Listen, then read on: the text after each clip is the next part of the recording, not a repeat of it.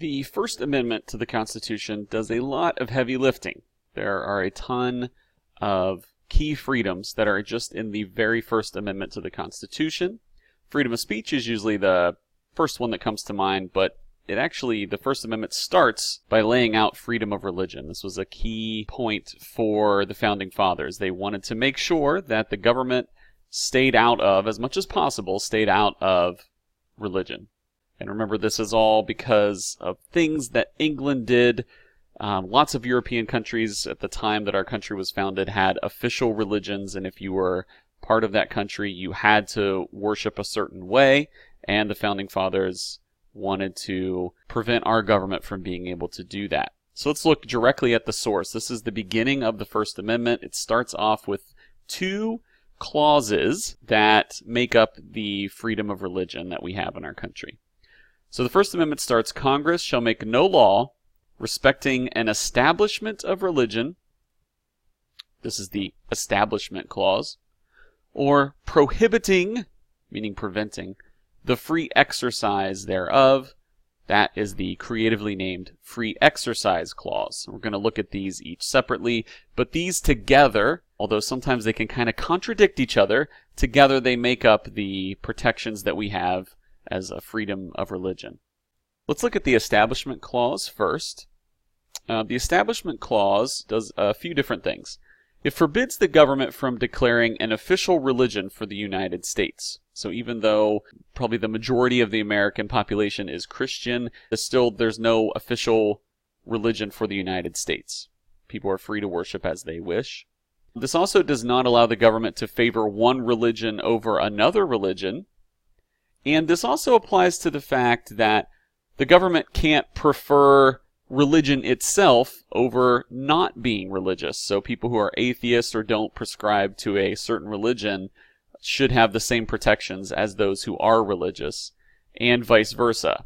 The government cannot prefer atheism over any other religion in the laws that it passes. Remember, this is all about government action. Next, we're going to look at the Free Exercise Clause. This is the statement that protects Americans' right to have certain religious beliefs and perform religious rituals. So this clause also protects not only beliefs, but also actions made on behalf of those beliefs.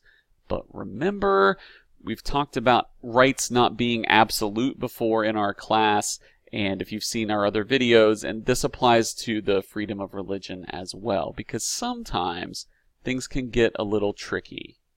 It's tricky.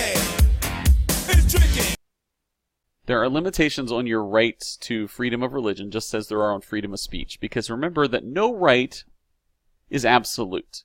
There are limitations on your rights because at some point your rights are probably going to conflict with someone else's. So this applies to freedom of religion just as it does to freedom of speech. If your religious beliefs, for example, call for violence or like human sacrifice is an extreme example, not something we see a lot, but if your religious beliefs call for that and you say, no, that's my religious belief, it's protected by the First Amendment.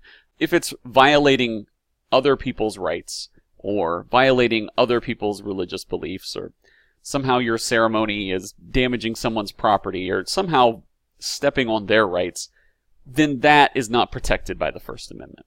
So it's key to remember that it isn't just a blanket freedom to do whatever you want and claim, oh, it's part of my religious belief. You would have to back that up somehow and also prove that it's not violating someone else's rights.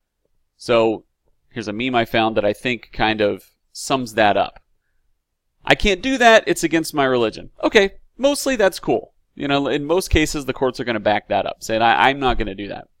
But if you try to say you can't do that because it's against my religion, that's usually not cool, because then your religious beliefs are trying to impose themselves on someone else. And that violates their free exercise clause of their ability to have their rights. Hopefully, that kind of helps clear this up a little bit. It's just a real basic intro to freedom of religion. If you have any questions, as always, reach out to your government teacher. And thank you for watching.